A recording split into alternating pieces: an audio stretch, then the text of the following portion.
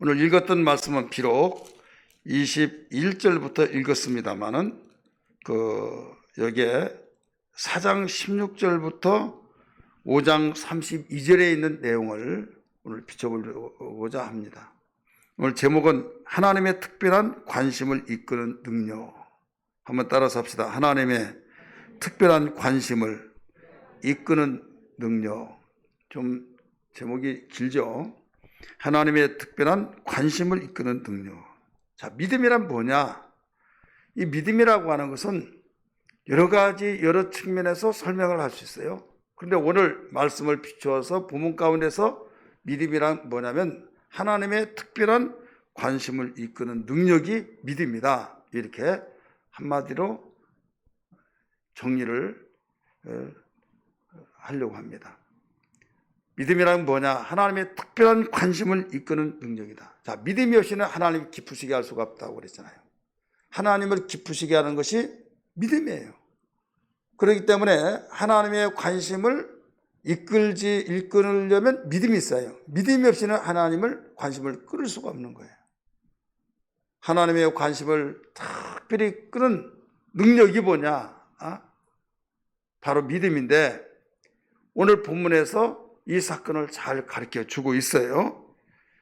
자, 오늘 하나님의 관심을 끄는 사람들이 복이 무엇이고 또 하나님의 관심이 어디 있느냐, 여기에 대해서 비춰보려고 합니다. 하나님의 관심이 어디 있고 하나님의 특별한 관심을 이끄는 사람들의 복이 무엇이냐. 우리 성경은 우리를 보여주는 거울이잖아요. 그래서 오늘날 많은 사람이 복을, 자기의 그 주관적인 복을 기준을 딱 세워놓고 왜 하나님이 나는 복을 안 주신가 모르겠다, 이런 식으로 나가다 보니까 실망하고 시험에 들고 그러면서 속상해서 거기다가 사람들이 뭐라고 하는지 아세요? 나는 괜찮다고. 그런데 다른 사람이 아무개씩 그렇게 열심히 교회 다니더니 왜 복 안 주시냐고. 그럴까 봐 그게 두렵다는 거예요. 자기는 괜찮다는 거예요. 그럼 자기가 괜찮으면 괜찮은 거죠. 뭐 다른 사람까지 생각합니까? 그렇잖아요. 그건 너무 오바해서 나간 거예요. 하나님이 괜찮고 하나님이 괜찮으면 나도 괜찮다. 그리고 하나님이 말씀하신 대로 알면 하나님이 주신 그 복에 대해서 감사히 여기면서 누가 뭐라고 한다 할지라도 위로를 받고 격려 속에서 세상을 우리가 이기면서 생활해야 될 줄 믿습니다. 그러면 지금 5장 21절부터 32절까지 읽었는데 4장을 다 읽지 못했어요. 그러나 한마디로 말한다면 4장에서 보면 가인의 족보가 나와요. 무슨 족보요? 가인의 족보. 지금 5장은 아벨이 죽었죠. 그 다음에 대신 셋이라고 하는 아들을 아담에게 하나님이 주셨어요. 그래서 아벨 가로 셋의 족보, 그리고 가인의 족보와 셋의 족보를 통해서 하나님께서 이 특별한 관심을 이끄는 능력이 뭐냐, 이 부분을 우리에게 보여주시는데 좀 정리해서 좀 그 말씀을 드리려고 그래요. 우리 장로님 그 회의 때 이런 이야기를 해요. 어느 장로님이 우리 장로님 회의하니까 우리 권사님 어떤 분이 그런 말을 했대요. 목사님, 우리는 말 못하니까 설교를 좀 짧게 해달라고 한마디로 말해서, 근데 직접적으로 말은 그렇게 못하고 너무 교제하는 시간이 너무 없으니까 여차차 그래서 한마디로 뭐냐, 내가 이제 알아차리잖아요. 좀 짧게 했으면 좋겠다, 조금만. 그래서 그건 나도 100% 동의한다고 그랬어요. 왜 동의하냐면 계속 누가 말하기 전에 내가 그렇게 최소한도 한 12시 20분경에만 끝나더라도 좋겠다. 내가 그렇게 하면서 또 늦어지면 또 후회하고 또 후회하고 그래가지고 그렇게 말한 분이 어떤 잘못됐다는 것이 아니라 내 느낌, 내 자신이 항상 아무리 늦더라도 20분에는 끝나야 된다. 사모님도 또 말하고. 그래서 이건 제 진작부터 내 자신과 싸우고 이기려고 하고 계속했으니까 그건 동의한다고 참 고맙다고 그랬어요. 그래서 이 모든 설교를 좀 줄여서 오늘 한번 시도를 해보려고 그래요. 오늘 시도를 해보려고. 그래서 잘 들으셔요. 응? 잘 듣지 않으면 또 설명이 나가면 또 길어져요.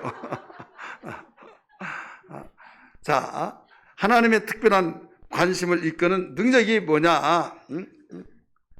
여기에서 본문에서 나오는 가운데서 어디에서 나오며 또 그 복은 무엇이냐? 우리 비춰본다고 한다면 오늘 본문에서 주신 증거의 말씀이 있어요. 첫 번째는 가인의 족보와 아벨의 족보가 유사하다는 점이에요. 따라서 합시다. 가인의 족보와 아벨의 족보가 유사하다. 셋의 족보가 유사하다. 그러면 유사하는 그 내용, 사장을 우리 다 읽지 않았습니다. 사장 18절 한번 보세요. 사장 18절 같이 읽습니다. 시작. 에녹이 이랏을 낳고 이랏은 무두야헬을 낳고 무두야헬은 무두사헬을 낳고 무두사헬은 라멕을 낳았더라. 자, 5장 25절 보세요. 5장 25절 읽습니다. 시작. 무두셀라는 817세에 라멕을 낳고. 나오죠. 자, 뭐가 좀 틀려요? 예, 187세. 예, 180세. 내가 몇이라고 그랬어요? 그래요? 제가 유머 감각이 없어서 틀리게까지 하면서 또 웃네요. 자, 지금 뭐가 좀 유사해요? 이름이 유사하죠. 근데 이름이 지금 가인의 족보 가운데 무두사엘 나오죠. 4장 18절에 무두사엘이에요. 그 다음 5장 25는 뭐예요? 무두셀라. 이 무두셀라라고 5장 21절 무두셀라를 낳았고 무두셀라를 낳은 후 이렇게 나오잖아요. 그러니까 여기에 보면 지금 비슷한 이름이 여기에 무두사엘, 무두셀라 비슷해요, 안 비슷해요? 비슷하죠. 성경을 보면 가인의 족보와 아벨의 족보가 이름이 비슷한 부분을 많이 찾아볼 수 있어요. 자, 그럼 비슷한 거 뭐가 그렇게 그래서 어떻다는 거냐? 이렇게 생각할 수가 있어요. 그러나 하나님의 말씀은 이름 하나하나도요, 하나님께서 다 뜻이 있게 지어줬잖아요. 예를 들어서 아브라함에게 말씀하지, 너는 아브라함을 하지 말고 아브라함을 하라. 사라라 하지 말고 사라라 하라 말씀하셨죠. 야곱이라 하지 말고 이스라엘이라 하라. 거기는 그냥 부르기만 하면 됐다고 한다면 뭐하러 그렇게 말씀하시겠습니까? 이름 속에 뜻이 있다 이거죠. 그래서 그 뜻 속에 있다고 한 것은 그만큼 의미가 담겨 있는데 그 많고 많은 이름이 왜 비슷하게 유사하냐 이거죠. 유사하냐. 저는 이 성경을 읽으면서 하나님께 묵상하며 기도하며 거기서 하나님께 깨닫게 하신 것이어요. 지금 가인의 족보와 아벨의 족보. 자, 가인은 똑같이 아담의 아들입니다. 그러나 가인은 살인자, 아벨은 피살자예요. 근데 가인은 하나님께 제사를 드리면서 실패자 되었고 아벨은 하나님 받으신 자가 되었어요. 여러분 그 사절의 4장에 보면 가인의 족보에서는요 몇 살에 누구를 낳고 몇 세에 누구를 낳고 그렇게 자세히 나오지 않습니다. 누구는 누구를 낳고 이런 식으로 나오죠. 그런데 아벨의 족보에서는 자상하게 몇 세에 누구를 낳고 몇 살까지 살고 막 이런 식으로 나오잖아요. 그만큼 하나님의 관심은, 특별한 관심은 어디에 있느냐? 아벨의 족보에 있는 거예요.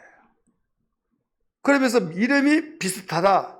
이것은 오늘날 우리 영적으로 보면 육의 사람과 영의 사람,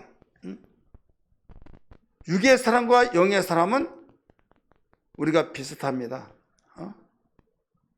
비슷하지만은 다르다 이거죠. 많은 사람이 예수 믿는 가운데서 또 믿지 않은 사람들이 우리에게 포장을 하면서 접근해 오면서 유혹할 때가 있죠. 이걸 무엇을 가르쳐 주는가 하면 무드사엘, 무드셀라 비슷하니까 포장할 때 정신을 바짝 차리고 거기에서 다르다는 점을 알아라. 이걸 일러주고 있는 거예요. 똑같이 교회 다닙니다. 똑같이 우리는 사회생활합니다. 그러면서 예수를 믿는 사람, 믿지 않는 사람 그 비슷하고 유사한 점들이 많이 있죠. 그러나 영의 사람과 육의 사람은 다르다 이거예요. 영적의 사람, 교회를 다니면서도 그래서 분별의 눈을 가지고 구별된다 이것을 알아야만 됩니다. 이해되시기 바랍니다.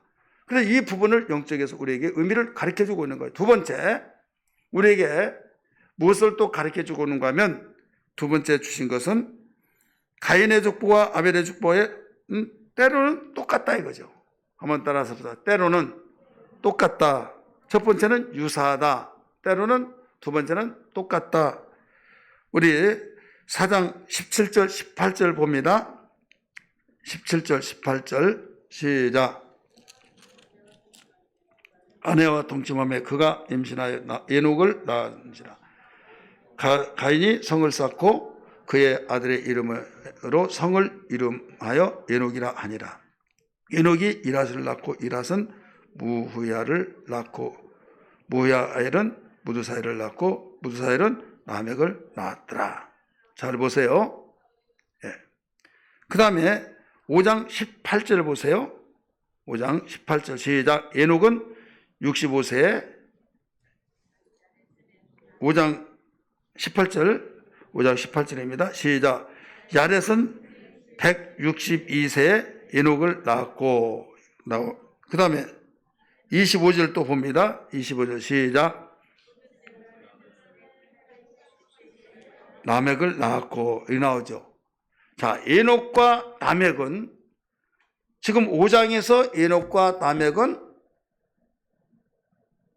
사장과 에녹과 라멕이 있어요, 없어요?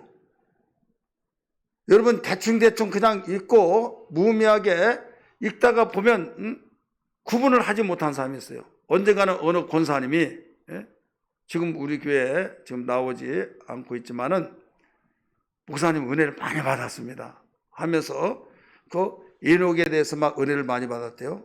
그러면서 이 성경을 가르쳐 주는 거예요. 여기 17절 4장 17절에 아내와 동침함에 그가 임신하여 에녹을 낳은지라. 가인의 성을 쌓고. 그런데 에녹의 이름이 가인의 성을 따라서 그렇게 이름을 졌다고 하면서 그걸 새롭게 깨달았대요. 그러면서 5장에는 에녹에 대해서 이야기를 했으면 뭔데 4장을 가지고 그러는 거예요. 그래서 하나님이 특별한 은혜를 주셔서 하나님께서 하늘로 데려가셨군요. 그러는 거예요. 그래, 에녹, 그러면 하나님과 300년 동안 동행하고 이상에 있지 않고 하나님 데려가셨다. 이런 말 나오잖아요. 그러면서 가인의 이름을 따서 가인 성을 에녹이라고 했다고 하면서 새로운 걸 깨달았다는 거예요. 큰 은혜를 받았다는 거예요. 그래서 제가 어디에 성경이 나오냐고 했더니 4장에는 에녹을 이야기하는 거예요. 그래서 크게 깨달을 이유에 그럼 그만큼 에녹 하면 여기에 300년 동안 동행하고 하늘로 올라가는 그 에녹만 인지하고 있다 이거죠. 그런데 가인의 족보에서 에녹이 나와야 안 나와요? 나옵니다. 그러면 아벨의 족보에서도 에녹이 나와야 안 나와요? 나옵니다. 같아요, 안 같아요? 똑같아요. 또 라멕도 나와요. 라멕. 우리 성경 봅니다. 17절, 18절 시작. 4장입니다. 4장 18절. 에녹이 이랏을 낳고 이랏은 무야엘을 낳고 무야엘은 무드사엘을 낳고 무드사엘은 라멕을 낳았더라. 라멕. 그런데 5장에서 또 나와요. 5장 25절에서도 라멕이 나와요. 그러니까 4장에 바로 에녹과 라멕, 5장에 에녹과 라멕 이름이 똑같다 이거죠. 비슷한 이름이 있는 반면에 똑같은 이름도 있다 이거죠. 자, 예수 믿는 사람과 믿지 않는 사람 예형은 똑같아요, 안 똑같아요? 똑같습니다. 성령의 사랑과 육의 사람의 예형이 똑같아요, 안 똑같아요? 똑같아요. 그러나 분명하게 똑같지만은 내적인 면에서는 구분이 된다 이거죠. 구분이. 내적인 면에서. 사장에서는 지금 라멕은 여자들이 가장 싫어하는 사람이에요. 누가 싫은 사람이에요? 왜 싫어해요?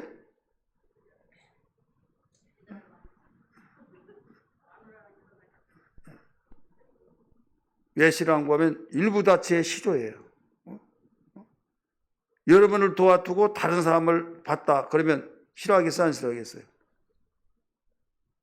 그러니까 여기서 인류 최초의 일부 다초를 시작한 사람이 라멕이에요. 이게 어느 그 가문이에요? 누구 족보요?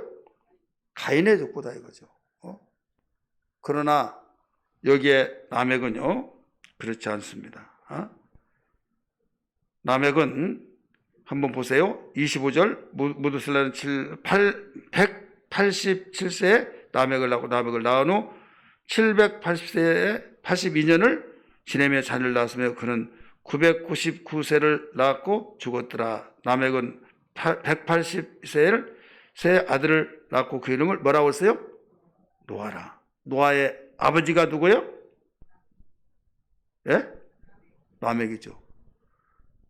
그러니까 가인의 그 족보에서 라멕은 일부 다치의 주인공이었지만은 아벨의 자손 가운데서 그 라멕은 1호의 이름을 주시는 바로 노아의 아버지다 이거죠. 내면이 완전히 달라요, 안 달라요? 완전히 달라요. 예형적은 똑같지만. 이와 같이 우리는 분별할 때 불신자와 신자, 육의 사람과 영의 사람 보기에는 똑같지만은 분명히 다르다. 어디를 보니까 달라요? 내면점에게서 내면이 다르다. 그래서 항상 우리는 무엇을 해야 하느냐? 이 눈을 가지고 살아야 될 줄 믿습니다. 세 번째는 가인의 자손과 아벨의 자손이 축복의 순서가 달라요. 한번 따라합시다. 가인의 자손과 아벨의 자손이 축복의 순서가 다르다. 4장에서부터 보면요. 가인의 자손들은 축복이 농경사회로부터 시작해서 도시 문명으로 발달되어서 문명의 혜택을 받고 어마어마하게 복을 받아요. 복을. 어떻게 받느냐? 일부 다체 이것이 자녀를 많이 낳으니까 복이라면 복이고 복이 아니라고 하면 아닐 수도 있고 그래요. 일부 다체의 조상이 됐어요. 가인의 자손에. 그 다음에 음악가의 조상이에요. 유발이라고 하는 사람 있죠. 유발이 음악가의 조상이 되고 철기 문명을 이뤄낸 조상이 두발가인이에요. 그러니까 모든 조상들의 텐데 이 농경 문화에서 계속 도시 문명으로 바뀌어지면서 문명의 혜택을 받고 굉장히 복을 많이 받았다. 이렇게 볼 수가 있어요. 그러나 가인의 자손들은 그렇게 복을 받았지만은 아벨의 자손들은 특별한 어떤 도시 문명의 혜택을 보지를 못했어요. 농경 문화 속에서만 살았어요. 그러면 오늘날 도시에서 산 사람이 복 받았다고 그래요? 농사 짓고 농사 짓는 사람이 복 받았다고 그래요? 누가 복 받았다고 그래요? 그래서 출세하려면 도회지로 올라가야 된다. 이런 말 하잖아요. 그러니까 이 가인이 성을 쌓고 그 가인의 성을 따라서 라멕이라고 이름을 에녹이라 이름을 지었다 이거죠. 에녹이라고. 성을 어마어마하게 큰 성, 도시 문명 속에서 벌써 성을 쌓고 이제 문명화를 시작하고 있는 거죠. 이 무두셀라라고 하는 그 사람은 가장 장수하는 사람이죠. 아벨의 족보 속에서 나오죠. 근데 여기에 무두셀라 그 시대는 굉장한 하나님의 일호 속에서 거기에 노아, 라멕을 낳고 노아를 또 낳고 하면서 특별한 하나님의 은혜, 하나님의 은혜로만 살아갔지 어떤 물질의 그 문명과 또 물질의 복으로서 어마어마하게 그런 내놓을 만한 것이 없다 이거죠. 내놓을 만한 것이 없이 그냥 평범하게 농사 짓고 살았어요. 근데 결과는 어떻게 되냐? 지금 순서가 다른데, 축복의 순서가 다른데, 여기에 가인의 문화, 그런 농경 문화에서 도시 문명, 그런데 나중에 누가 나옵니까? 물심판, 노아의 심판 속에서 그들은 다 전멸해서 끝나버립니다. 다 끝나버린 거예요. 그런데 아벨의 문명은, 아벨의 그 족보 속에서는 계속 낳고 하면서 특별히 물질 문명 속에서 도시 문명 속에서 혜택을 보지는 못했지만은 하나님의 그 관심이 있다 이거죠. 한번 따라서 하나님의 특별한 관심. 하나님의 특별한 관심이 뭐냐? 하나님과의 관계. 하나님이 위로를 주셨고 격려하심을 주셨고 영의 사람으로서 그러나 노아는 당대의 의인이라 은혜를 입었더라 이런 말이 나와야 나와요. 가인의 족보에서 나온 것이 아니에요. 아벨의 족보에서 나온 거예요. 그래서 노아는 중간 시조가 되어서 다시 그로 말미암아 물심판에서 끝났지만은 가인의 족보에서는 새로 시작을 할 수가 없어요. 그러나 아벨의 족보에서 노아를 통해서 중간 시조가 되어서 거기서 세 아들과 동시에 인종이 퍼져나가잖아요. 그래서 오늘 여기까지 온 것을 믿기 바랍니다. 그래서 우리는 축복이라고 하는 것이 지금 분별의 눈을 가지지 않는다고 한다면 도시 문명에서 물질 문명에서 어마어마하게 발전되고 발달되어져서 막 잘 살고 막 이렇게 저렇게 해서 야 부럽다 이러다가 거기에 함정에 빠집니다. 그래서 성경도 가르쳐 주잖아요. 너희가 있는 바를 족한 줄 알아라. 부활하는 자가 올무에 걸릴 것 같다. 돈을 사랑한 지 일만하게 뿌리가 된다. 가르쳐 줬잖아요. 자, 아브라함이 조카 도색에 네가 선택하라. 네가 우함이 내가 자하고 하면서 네가 선택하고 나머지 내가 선택하겠다고 그랬어요. 그럴 때 큰아버지가 좀 먼저 선택하세요. 큰아버지가 선택하고 나머지 제가 하겠습니다. 이는 의리가 있을 줄 알았더니 지가 먼저 선택했어요. 요단강 건너편에 그 물이 많고 목축고 가보기 좋은 그곳을 택하고 아브라함은 완전히 자갈 광야를 택했어요. 나머지 약속대로. 그런데 아브라함은 왜 그러느냐? 하나님이 나에게 약속하셨고 하나님이 나에게 복의 근원으로 삼아 주신다고 했으니 하나님이 나에게 계시기 때문에 마음이 넓어진 거예요. 복이라고 하는 것은 하나님이 나와 함께 하신 그보다 더 큰 복이 어디냐 그런 마음을 가지니까 선택권을 먼저 준 거예요. 자, 인간의 욕심으로 한다면 먼저 선택권 줄 수 있을까요? 줄 수가 없는 거예요.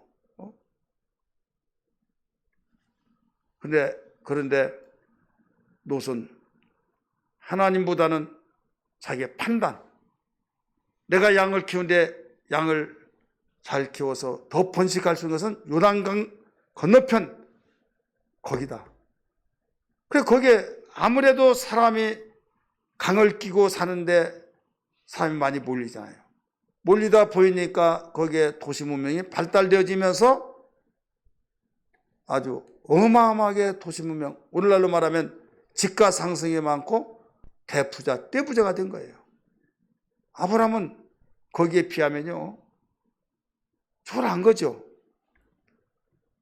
근데 하나님이 어디에서 종지부를 찍어버려요? 심판.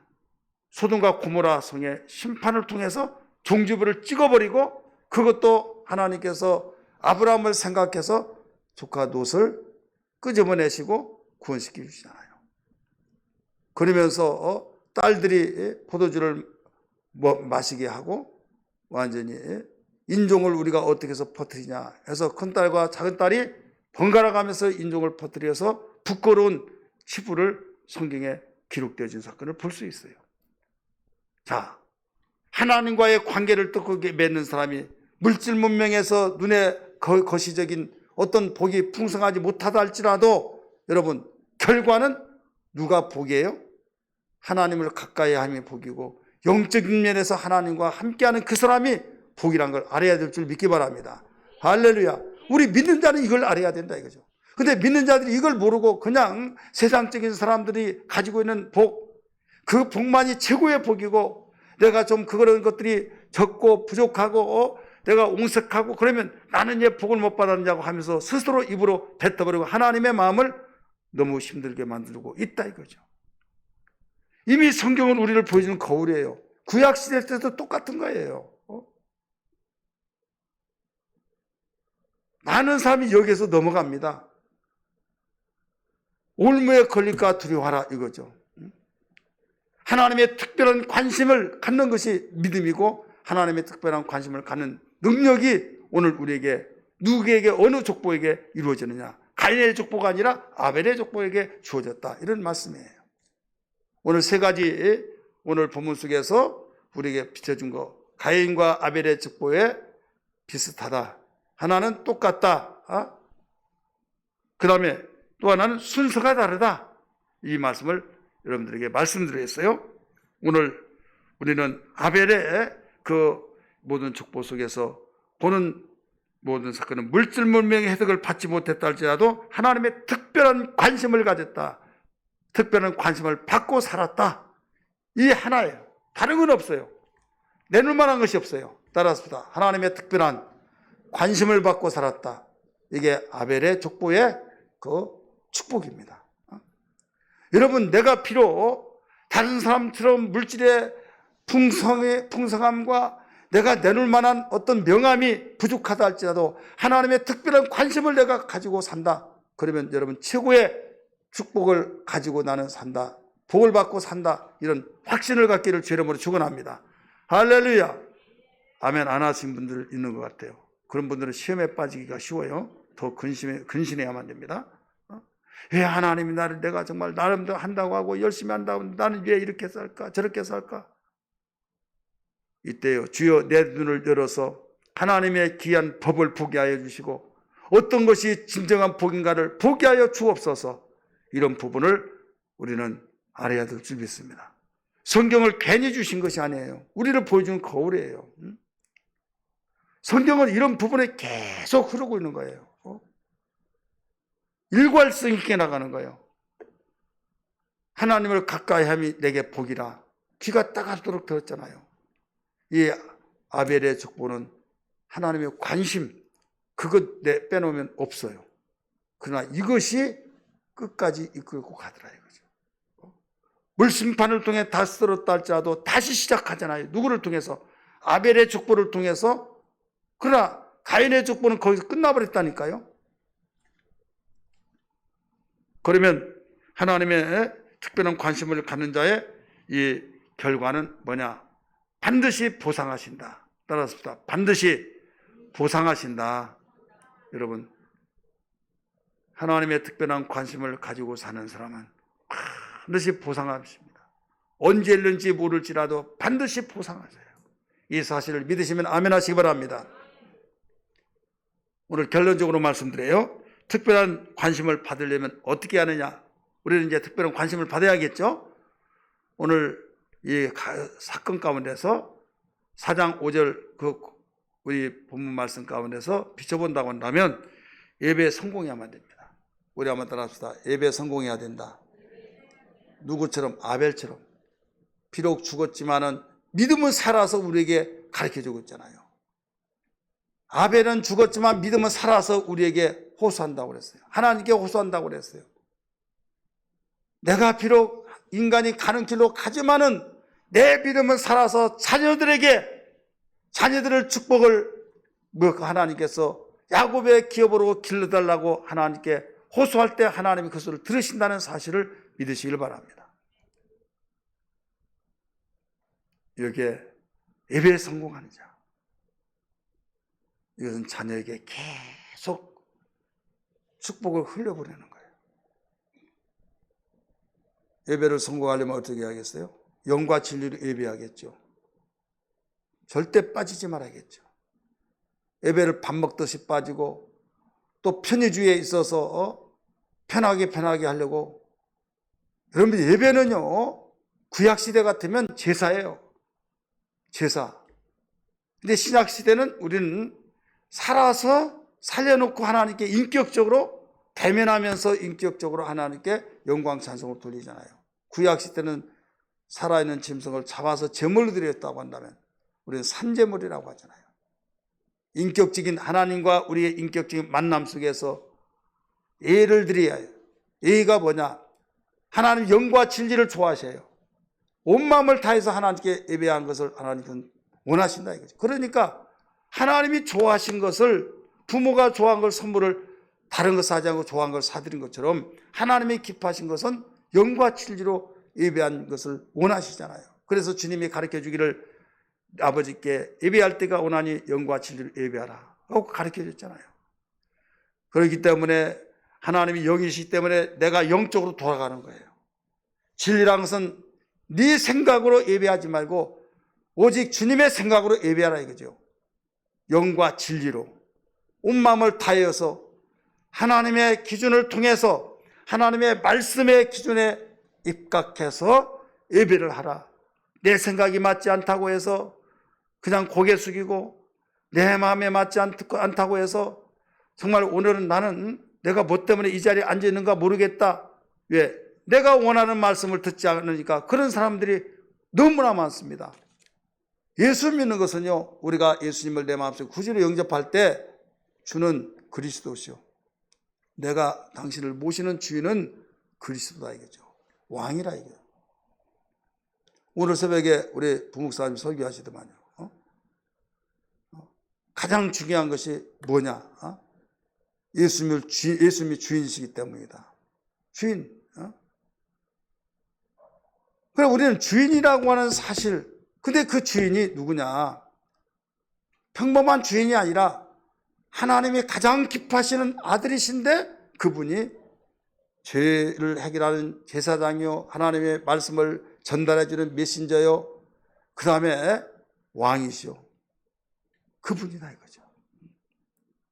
근데 우리가 마음을 흐트러지고 엉뚱한 생각하고 나 바쁘다고 나 힘들다고 하나님께서 쉬신날 거룩하게 구별한 날을 그냥 반쪽만 드리고 그냥 가버리고 우리가 온전하게 드리자 이거죠. 최소한도 우리 권사님들은 온전하게 드려야 될 줄 믿습니다. 그러면 우리 집사님들은 너무 목사님 섭섭합니다. 우리도 온전하게 드리고 싶은데 100점 만점이요. 그런 말 하십니다. 아니, 오전 예배만 드리고 가버리고 왜 그러냐? 성가대 할 것도 없고 밥도 안 먹고 그럼 일찍 갔으면 와야잖아요. 왜 안 오냐 이거죠. 우리 옆에 분에게 어떻게 지금 하고 다니냐고 물어보세요. 이거 습관 들으면요, 다 지금 오후 예배 드린 거 이제 힘들어서 못 드려요. 나쁜 습관은 빨리 적용되지만 좋은 습관은요, 얼마나 힘든지 몰라요. 정신 차려요. 예배 성공들의 하나님의 특별한 관심의 축복을 받는 걸 믿기 바랍니다. 아벨에 대해서 가르쳐 줬잖아요. 지금 족보 이야기를 하고 있어요. 두 번째, 하나님과 함께하는 삶을 살아야 된다. 누구처럼? 에녹처럼. 오늘 본문에 에녹이 나와야 안 나와요? 나오잖아요. 아벨의 족보에서 에녹은 300년 동안 하나님과 동행하여서 하나님이 이 땅에서 데려가셨다 가르쳐 주고 있잖아요. 하나님과 동행하는 삶, 함께하는 삶. 예수님이 왜 오셨습니까? 이 세상에? 왜 오셨어요? 우리와 함께하기 위해서. 보라, 처녀가 아들을 낳으리니 그 이름을 예수라. 이는 하나님과 함께 하심이라. 함께 계심이라. 예수님이 우리와 함께 계시기 위해서. 예수님이 12지자를 택하여 부르신 것이 첫 번째 목적이 뭐예요? 함께 있게 하고. 따라서 함께 있게 하고. 근데 하나님과 함께하는 삶이 너무 동떨어져 버리고 있다 이거죠. 교회만 올 때는 그때는 예배 드릴 때는 함께하는 것 같고 문만 열고 나가면 생각 자체가 없어져 버려요. 백지야. 믿는 삶인지 안 믿는 삶인지. 세상과의 시간 보낸 건 그냥 재미있고 시간 가는 줄 모르고 예배 드린 것은 힘들고 비비 꼬아지고 너무 지루하고 답답하고. 여러분 한번 생각해 보세요. 하나님께 예배 드리는 것이 그렇다고 하면 되겠느냐 이거죠. 친구하고 그냥 그 담소를 나누면서 시간 가지고 벌써 이렇게 시간이 됐어. 2시간, 3시간이 돼요. 전화 한 통 하면서도 어떤 사람들은 막 1시간, 2시간씩 하면서 하나님께 예배 드리면서는 지루해 가지고 못 견디고 그렇다면 어떻게 되겠냐 이거죠. 이건 우리 자신을 스스로 한번 점검을 해보면서 만왕의 왕이신 천지를 창조하신 하나님이 나와 함께 하신다고 하는 거. 나 같은 것이 무엇이길래 나와 함께 하시는가 한번 생각하시면서 기도 많이 해야 될 줄 믿습니다. 세 번째 마지막으로는 하나님의 은혜를 입어야 해요. 따라서 하나님의 은혜를 입어야 된다.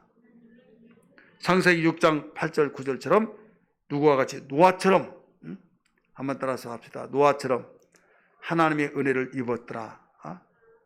하나님의 은혜를 입었다 이거죠. 하나님의 특별한 관심을 받으려면 세 가지. 첫 번째 어떻게 한다고 그랬어요? 예배를 성공해야 된다. 누구처럼? 가인처럼이 아니라 아벨처럼이에요. 가인처럼이 아니라 아벨처럼. 창세기 4장 4절에 그 다음에 하나님과 함께하는 삶을 살아야 된다. 누구처럼요? 에녹처럼. 창세기 5장 22절에서 24절에 있는 말씀. 그 다음에 하나님께 은혜를 입어야 된다. 누구처럼? 노아처럼. 창세기 6장 8절 9절. 교회를 오더라도요, 예배를 드려도 은혜 받지 못하면 우리 힘이 없어요. 은혜 받을 때 속에서 내적인 기쁨이 있고 평안이 있고 위로가 되고 소망이 되어지고 할렐루야 결단이 되어지고. 그러니까 우리는 예수 믿는 삶은 세상이 알지 못한 내적인 면에서 은혜 받으면 일단 마음이 깊어요. 평안이 와요. 내가 아무리 어렵다 할지라도 위로를 받고 소망이 생긴 거예요. 이게 달라진 거잖아요. 남편에게 사랑을 못 받고 때로는 어떤 주변의 사람들로부터 인정을 받지 못하고 속상하지만은 하나님 말씀을 듣고 보니 너무 위로가 되어서 그 모든 것이 눈녹처럼 녹아져 버리면서 내가 비록 정말 물질의 복이 없어서 힘들고 쪼들리고 힘들지만은 한숨이 되시고 너무 걱정이 앞서고 있지만은 은혜를 받고 나면 그래도 감사합니다. 왜? 예수님을 알았기 때문에. 주님을 내가 알지 못했다면 이 마음을 가질 수 있으랴 하면서 감사가 나눠지면서 버텨낸다 이거죠. 할렐루야. 그래 오직 의는 믿음으로 말미암아 살아가다 보면 해 뜰 날이 오듯이 하나님께서 역전시켜 주셔서 그때는 이제는 할 말이 있다 이거죠. 왜? 세상의 사람들은 눈에 보이는 것을 인정해 주잖아요. 내 속에서 기쁨과 평안과 행복이라는 것을 말하면 웃어버려요. 왜? 착각은 자유라고 합니다. 그러나 내 속에서 정말로 그 평안함과 기쁨과 위로와 경제 속에서 버텨서 믿음으로 나갔더니 하나님께서 때가 참에 모든 걸 이루게 하셔서 이제는 가시적인 면에서 풍족함을 주시고 야곱의 그 대를 길러서 야곱처럼 기른 기업을 길러주셔 높은 데로 높여주셨을 때 누구든지 말하면 정말 그 부분을 부인할 수 없기 때문에 말에 신뢰를 하잖아요. 그 전까지는 말을 못해요.